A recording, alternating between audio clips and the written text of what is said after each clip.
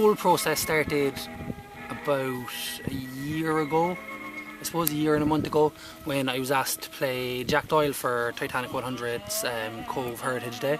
I was asked to kind of devise, I suppose, about a 10-15 minute script about his life.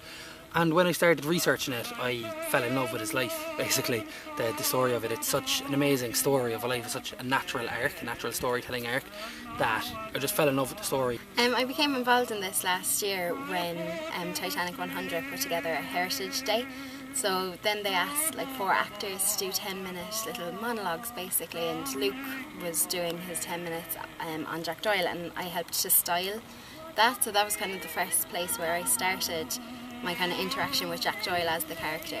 It's massively important for me that it is back in Cove, as in, because Jack Doyle began in Cove, my own life began in Cove, and Kate's life began in Cove. It's a place that, even though neither of us both actually live in Cove anymore, it's still a place that means a lot to us. Like, we think the town is beautiful and we really want to do all that we can to help promote the town. And obviously with Jack Doyle growing up, his early part of his years in Cove, it's just a perfect link really to have it in there, but it means a lot to us to be invited back down.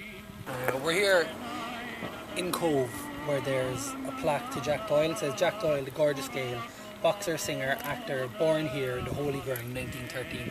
So he was actually born and raised around this area really, which I know is a strange thing to say because I'm from Cove, but having done all the research and having basically written from his point of view for over a year now, it does actually feel quite strange to be here and to be doing things like walking along the Camber and over along the piers and things like that, where he would have been as a child. I'd like to think that Jack himself would actually like the show. I think the script is written really respectfully to him. I hope that he sees that we're portraying him, and the whole show is showing him as a whole human being, and not just taking the good aspects, not just taking the bad aspects, but really seeing him as the person and honouring and respecting him as the person, his good and bad sides.